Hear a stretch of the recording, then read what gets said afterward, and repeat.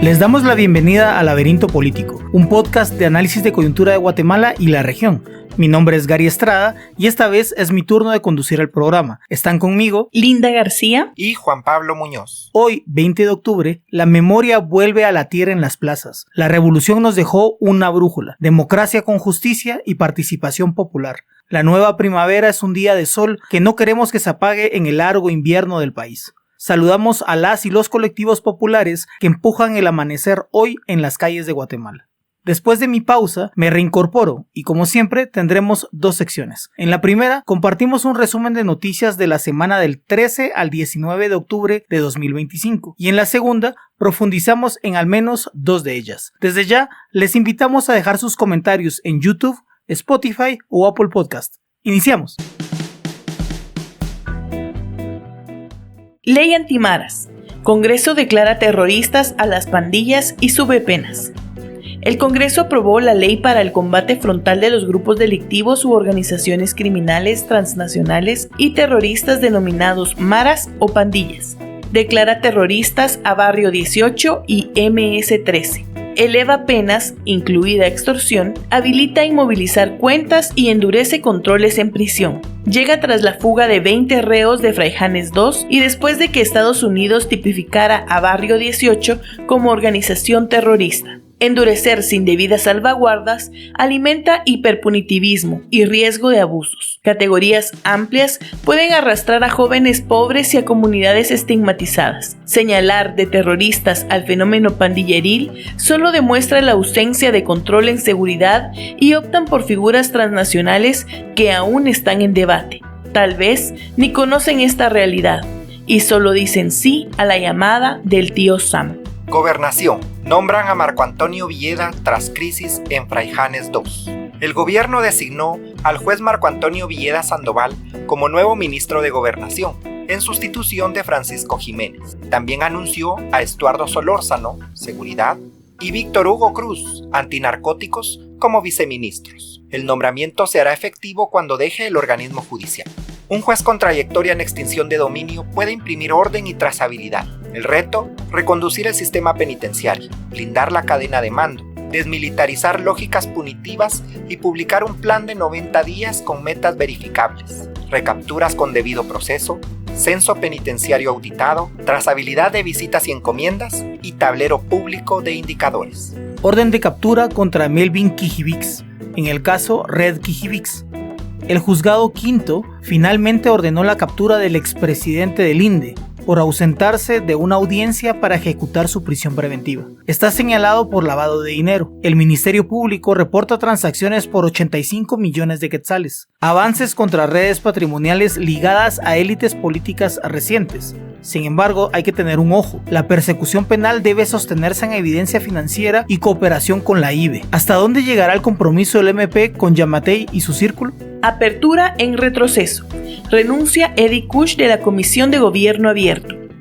Eddie Kush anunció su salida como coordinador director de la Comisión Presidencial de Gobierno Abierto y Electrónico.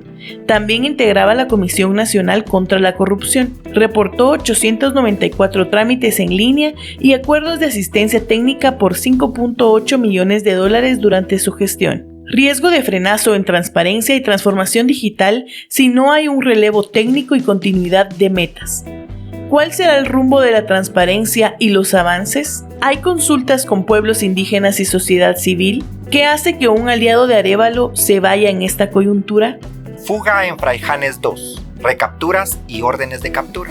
La Policía Nacional Civil recapturó a dos fugados, Melsin de León Lirostrong y Marlon Sinquir Spectro, en Huehuetenango. Ya se había recapturado a otro el 13 de octubre. Paralelamente, el Ministerio Público ejecutó allanamientos y giró 4 órdenes de captura contra exfuncionarios del Ministerio de Gobernación por la evasión de 20 reos. Una de ellas fue ejecutada.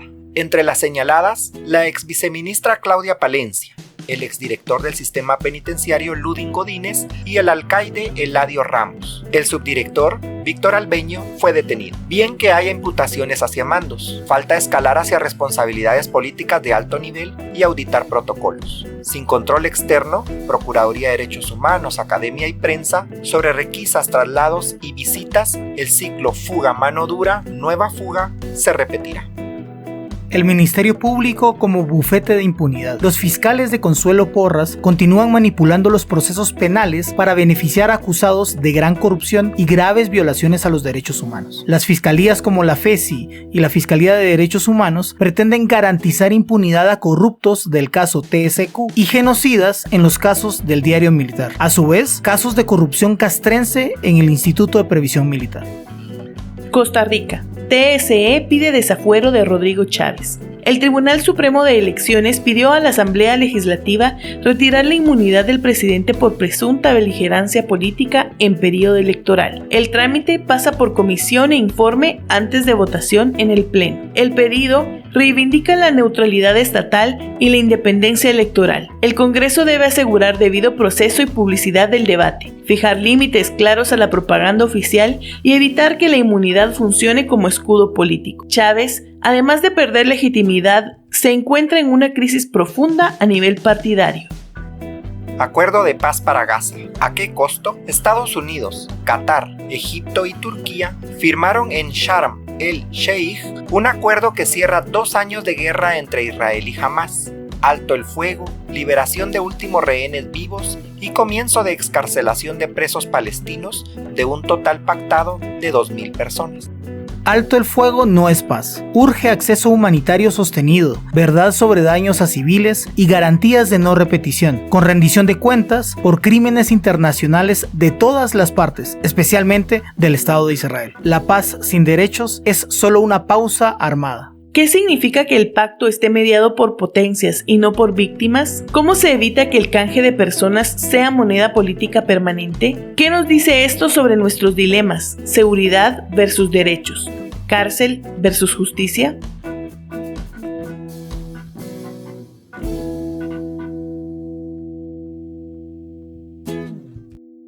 Estamos ya en la segunda parte de este podcast, donde discutimos los puntos más relevantes de la semana.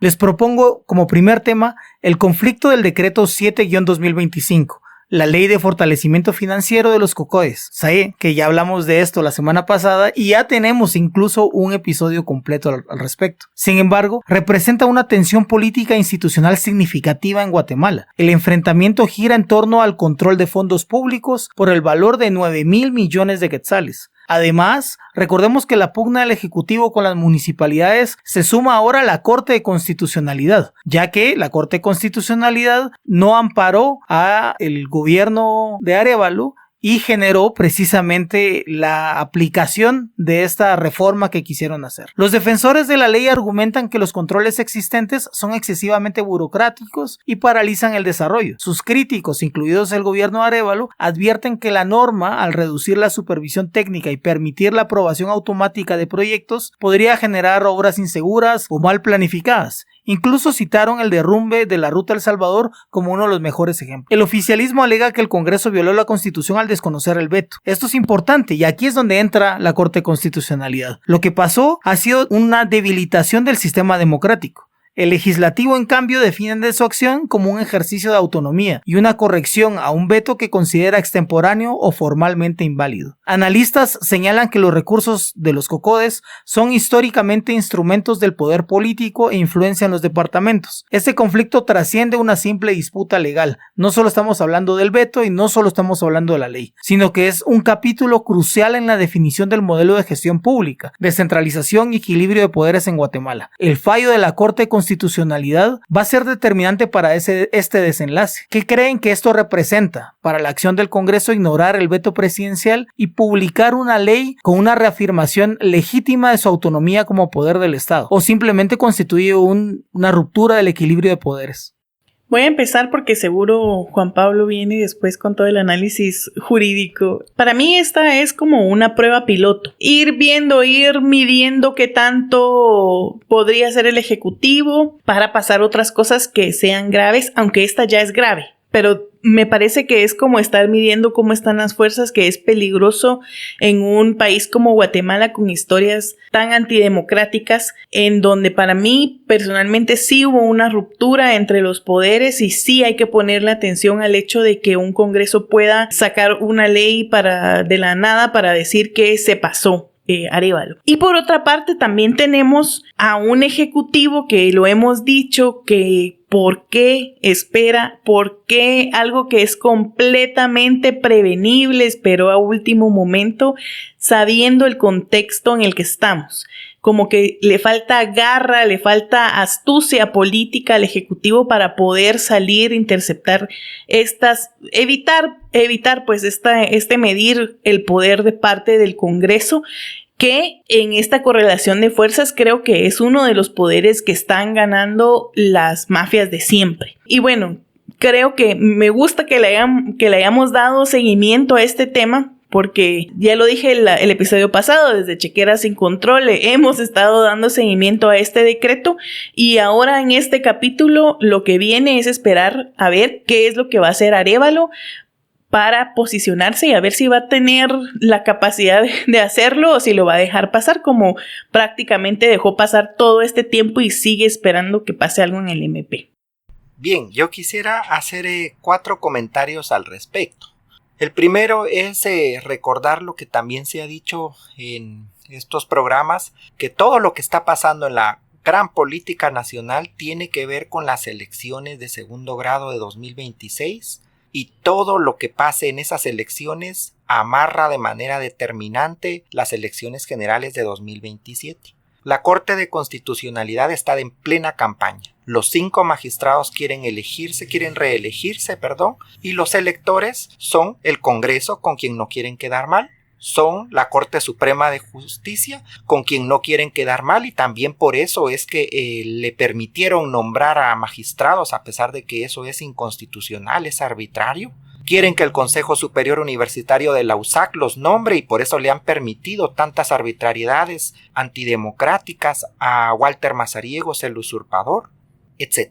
Lo segundo es que creo que viene en el punto siguiente más concretamente, pero hay claramente una campaña para debilitar al presidente de la República, Bernardo Arévalo, nuevamente en función de las elecciones de 2026. Recordemos que él elige un titular y suplente de la Corte de Constitucionalidad y nombra a fiscal general de la República de una nómina de 6 que le pasa a una comisión de postulación. Hay una campaña desde dentro porque la forma en que se le metieron hasta la cocina personajes dentro del sistema penitenciario que siempre lo han tenido capturado, como ya se ha dicho, pero lo debilitó sin lugar a dudas.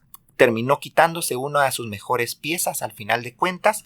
El Congreso de la República también debilitó con este tema que estamos analizando en particular al presidente, le ganó una partida de forma absurda e inconstitucional, pero al fin de cuentas pulso político, y también la Corte de Constitucionalidad remata ese debilitamiento. Y ya no digamos el Ministerio Público que más allá de los escenarios y las teorías que podamos tener, termina favoreciéndose y fortaleciéndose con todo este escándalo para debilitar, como decíamos, al presidente. Este dinero que se está garantizando ahorita, este traslado de fondos, es un bolsón para la corrupción y es prácticamente el dinero con el que van a pagar y a urdir la trampa para las elecciones del 2027. Es dinero para campaña anticipada de los alcaldes, de los diputados distritales y de los partidos rumbo a la presidencia en 2027. Esa era la urgencia y la necesidad estratégica de contar con todo ese montón de dinero. Y por último, pues sí, cuestionar esa apuesta, esa permanente apuesta institucional del presidente, que es como chocar contra un muro una y otra vez, ir a parar siempre con un amparo a la Corte de Constitucionalidad y perderlos todos.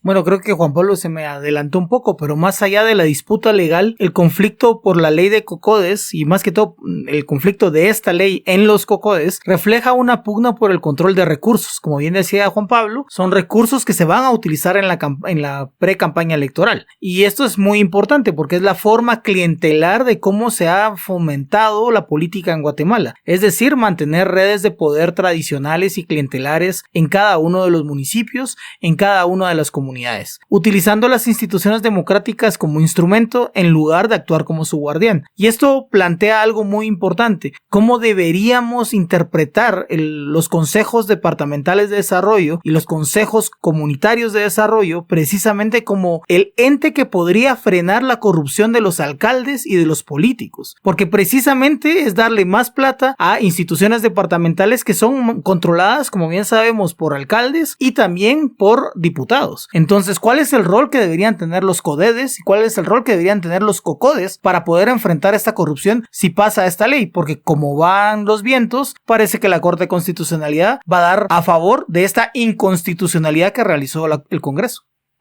Bueno, yo creo que ahorita que depende de la corte, pero para mí ya es como una piñata que ya partieron y ya cayeron los dulces y ya no podemos depender de que cada o sea, esto es Guatemala, la verdad, no se puede depender de que cada quien se ponga la mano en la conciencia. Y yo creo que a lo mejor algo que podría funcionar para frenar es poner otras normas sobre el uso, medir el uso o poner indicadores, pero para eso ya estamos tarde, digo, como país o como mecanismo para que no rematen con ese dinero, pero en lo que llegaran esas medidas, conociendo además los plazos del Estado, entre que llegan esas medidas y ahora, suficiente tiempo como para terminarse de usar esos recursos para cualquier cosa, ¿verdad?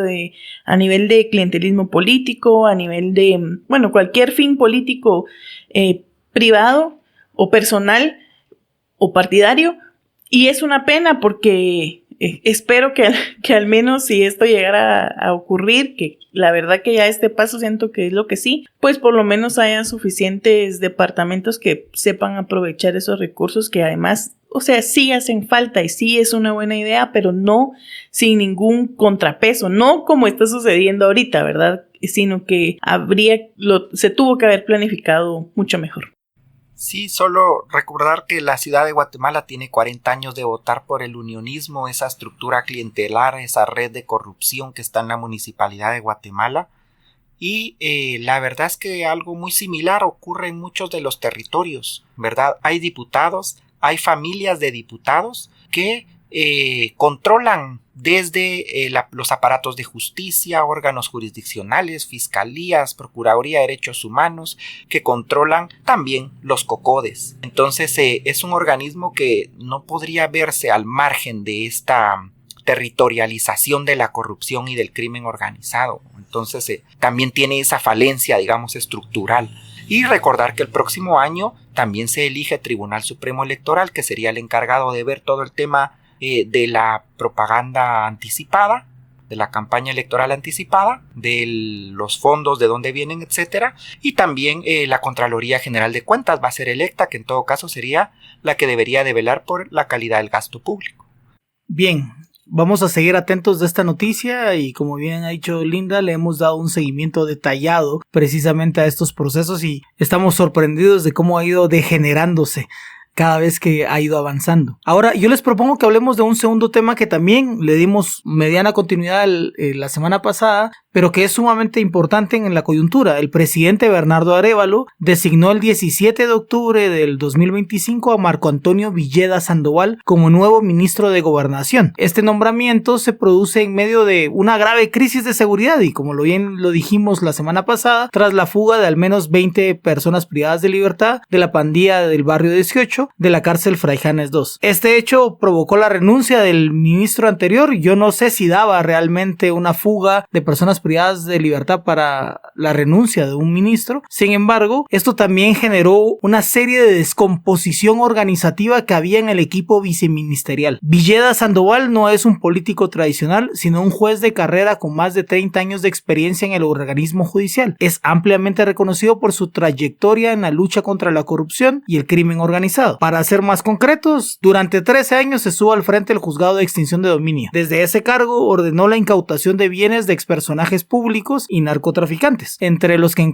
se encuentran Otto Pérez Molina, Roxana Valdetti, Manuel Valdizón, Alejandro Sinibaldi y demás. Su perfil es técnico, estos son vistos como atributos claves para intentar tal vez recuperar credibilidad en la institución que ya está fracturada. Pero aquí tal vez la reflexión es: el nuevo ministro hereda una cartera en estado de emergencia. Sus desafíos inmediatos son la recaptura de personas privadas de libertad que se encuentran fugadas, recuperar el control interno del sistema penitenciario y desarticular redes de corrupción que se sospecha se han infiltrado en el ministerio. A largo plazo, su misión será liderar una transformación profunda del Ministerio de Gobernación, lo que implica una reforma a la Policía Nacional Civil, coordinar con agencias internacionales y restaurar la confianza ciudadana en la seguridad pública, lo cual ya es altamente cuestionable. ¿Podrá esta misma rigurosidad técnica, digamos, de un juez ser efectiva en la gestión política? Y más concreto, ser operativa en el Ministerio de Gobernación, donde las presiones e intereses son de una naturaleza tan distinta a la que tiene un juez? Yo voy a empezar diciendo que la semana pasada nos quedamos hasta la fuga de los reos y que posterior a eso vinieron como todo este sistema de recompensas que en realidad ya funcionaba desde antes, pero como que a nivel de desgaste, fue un desgaste político y mediático como lo previmos, ¿verdad? Cuando recién sucedió la semana pasada. Y lo digo no solo por el desgaste mediático, sino que desde mi punto de vista sí daba para renuncia, más que todo porque tiene un trasfondo que hemos hablado del barrio de 18 y el partido UNE, ¿verdad? Y porque esta también es una historia que hemos estado como tejiendo en diferentes capítulos y como que tanto trasfondo en un contexto también donde el tema de la seguridad volvió a ser relevante. Creo que por eso esas diferentes presiones ameritó la renuncia, digamos que más que por el simple hecho de la fuga, por el contexto. Y luego de Marco Antonio Villeda he escuchado únicamente muy buenos reviews, excepto por supuesto del Net Center, pero se ve como una persona con esta honorabilidad, digamos. Luego habría que ver cómo es capaz de traducir la lógica judicial en gestión pública, que son dos cosas diferentes. Y no solo, sino que de cierta forma para estar en un ministerio también hace falta un poco de, no quiero decir maña, para no atarlo por supuesto a la corrupción, sino que como astucia, ¿verdad? O esa capacidad de poder actuar. Y no solo, sino que también de poder armar un buen equipo. Son dos cosas diferentes y bueno, yo espero también y tengo fe, digamos, en que pueda dar la talla y no solo estar, no solo su equipo, sino que también tener una estrategia política sólida que no solo depende de él, por supuesto, sino que también del acompañamiento que el Ejecutivo le pueda dar o el resto de pues la presidencia y demás le pueda dar. Bien, coincido con ustedes en que solo hemos escuchado buenas calificaciones, ¿verdad? Al perfil del juez Marco Antonio Villeda, una persona independiente e intachable en la judicatura y además que conoce pues todo el tema de la corrupción y todo lo que implica crimen organizado, que es a lo que él se ha enfrentado en los últimos 13 años desde la perspectiva de la extinción de dominio. Sin embargo, le dan una tarea que va más allá de un sistema penitenciario, de un ministerio, incluso del gobierno del presidente Arévalo, y le toca tratar este tema o abordarlo también con los mismos recursos con los que contaba el anterior ministro para un problema que requeriría probablemente el triple de presupuesto, de, digamos, en general, recursos para poderlo abordar, ¿verdad? Toda la cuestión del sistema penitenciario. Y además aquí viene otro punto también. Si esto que pasó de la fuga de los 20 reos fue un hecho planificado desde las pandillas para lograr su libertad o algo así, o fue todo un montaje también de contrainteligencia, yo creo que cada vez más podemos pensar también en ese escenario, porque si lo fue así, realmente a lo que nos enfrentamos es a algo muchísimo más grave. Quisiera referirme también a la respuesta que dio el presidente con relación a este tema. Aceptó las renuncias. Yo sí creo que no había manera alguna de bajar la tensión a este tema si no era aceptando las renuncias del ministro. Si ven, esto más o menos ha calmado un poquito el tema, pero lo que propone el presidente realmente son medidas que no tienen mayores posibilidades de triunfar. Hacer una nueva cárcel al estilo Salvador, que la haga además industria militar, que ya sabemos que es un nido gigantesco de corrupción que no controla tampoco este ejecutivo ni ningún otro, porque el ejército, desde la firma de la paz ha tenido eso. Y por último también quisiera referirme al papel del Ministerio Público, que se fue a meter hasta la cocina del Ministerio de Gobernación y con ello del organismo ejecutivo. Esa conferencia de prensa tan patética que dieron los fiscales, en donde incluso le negaron a algunos medios de comunicación la entrada, y que básicamente plantean ya una estrategia a través de la cual quieren llegar hasta el mismísimo presidente, y no tardarán en empezar a debilitar desde adentro ya al ministerio con casos. Entonces imagínense qué cuestión tan difícil la que le toca asumir al nuevo ministro.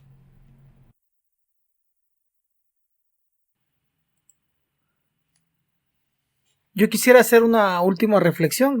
Creo que en efecto la designación del juez es importante, especialmente porque es reconocido por golpear patrimonios de personas corruptas. Sin embargo, esta estrategia del gobierno, que es dar un mensaje de ruptura con las redes de corrupción enquistadas con el Estado, expone también en un alto riesgo al mismo nuevo ministro. Y es precisamente porque el sistema que combatió desde la lógica de la judicial, es decir, desde la investigación imparcial y más que todo el control judicial de la investigación imparcial, no es lo mismo a desarticular redes desde una acción más proactiva del Estado. Recordemos que la Dirección de Inteligencia Civil se encuentra a cargo del Ministerio de Gobernación, el sistema penitenciario, el fortalecimiento de la Dirección de Investigación Criminal que no se ha generado, la lógica anticorrupción, la lógica de control de política de cibercriminalidad desde el Ejecutivo y desde un planteamiento civil, que son elementos que son mucho más amplios y que escapan la lógica del actual ministro de Gobernación, que no tomó ninguna acción al respecto profunda. Y recordemos que la eterna reforma al sistema penitenciario hoy más que nunca la vemos muy lejos, porque las condiciones efectivas para hacer una reforma penitenciaria es que haya una gestión de población penitenciaria real, y en este momento con el excesivo poder punitivo que se está generando y está ejerciendo el Ministerio Público de poder llevar a gente en la cárcel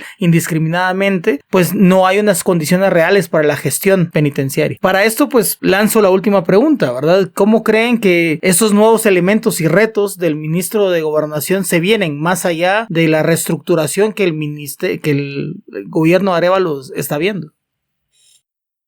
Bueno, yo creo que los años que quedan o que deberían quedar de este gobierno es cuando van a tronar las castañas, y ya pensábamos que está esta lucha de poderes que hemos hablado muy fuerte. Creo que los años que vienen pueden ser o pueden empeorarse. Además que yo, como ya dije, a veces guardo algunas esperanzas. Yo también espero que por lo menos en el cuarto año haya un poco de radicalidad en temas por lo menos de memoria, ¿verdad? Pensando que ya es lo último. Tampoco es que tenga muchísima fe en eso. Pero creo que estos años se vienen duros, y lo que sí voy a reconocer es que este gesto de poner a esta persona creo que fue como una buena jugada, y esperando realmente que la integridad que le ha caracterizado le acompañe en este tiempo. Y bueno, y eso, la verdad yo creo que ojalá pues sepa utilizar esa experiencia para ponerla en práctica desde el otro lado, desde el lado que ejecuta, y también, bueno, que no sé, que ya el Ejecutivo pueda como articularse y salir mejor al paso para poderlo blindar de cierta forma políticamente, y que los cambios puedan ser sostenidos. Es decir, yo por una parte miro caos del contexto, pero un poquito de esperanza en este nombramiento. Sí, yo perdón que sea tan reiterativo en esta idea, pero la verdad es que cada vez más creo que al presidente lo quieren votar, que hay una serie de escenarios A, B, C para que no elija o para que esté demasiado debilitado al momento de tener que elegir fiscal general. El Ministerio Público y toda la gente que está atrás con estrategia militar estaría en este caso tras ese objetivo. Y entonces desde ese punto de vista yo lo que esperaría es que el presidente del ministerio y el ministro tengan en cuenta este escenario, ¿verdad? Que no es un problema de seguridad solo como tal, es un problema político de coyuntura en el momento. Lo cual no quiere decir que no haya también un problema estructural e histórico con la cuestión de la seguridad y el sistema penitenciario, porque el recontrol, retomar este sistema ha sido abandonado por años, ¿verdad? Desde Otto Pérez Molina para acá, que no se habla de este tipo de temas como si hace unos 20 años había mucha discusión sobre maras y pandillas, sobre prevención de la violencia primaria, secundaria, terciaria, todos esos debates y mesas que recuerdo que sí teníamos hace muchísimo tiempo y que desde hace ratos dejamos de sostener como sociedad.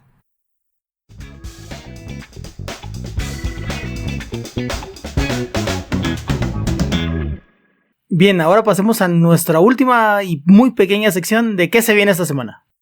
Bien, lo primero es recordar que hoy es lunes 20 de octubre, ¿verdad? Sindicatos, movimientos sociales, sectores populares, estudiantes, artistas, todas y todos los movimientos beneficiados por la Revolución de Octubre estarán sacando en estos momentos mensajes alegóricos a aquellas gestas de hace 70 años, un poco más. Entonces estar atentos pues a cuál es ese mensaje y ojalá que haya un mensaje de unidad. Y lo siguiente es recordar que continúan esta semana algunas audiencias importantes en el caso Botín USAC para que estemos pendientes. Este es un caso de criminalización construido desde el Ministerio Público con la Universidad de San Carlos y Walter Mazariegos, así que será noticia seguramente. Y lo tercero es darle continuidad a todo esto de las nuevas autoridades del Ministerio de Gobernación y esta famosa conferencia de prensa de la fiscal general, porque hay amenazas muy fuertes ahí a la estabilidad democrática del país. Como siempre, les hacemos la cordial invitación a seguirnos en YouTube, en Instagram, TikTok, X, antes Twitter, en Facebook. Pueden también activar la campanita y los recordatorios en YouTube, Spotify y Apple Podcasts para estar al día con nuestras opiniones y también nosotros con las suyas. Gracias por comentar, compartir y darle like. Hasta la próxima. ¡Feliz semana! ¡Qué Darwins! ¡Viva el 20 de octubre!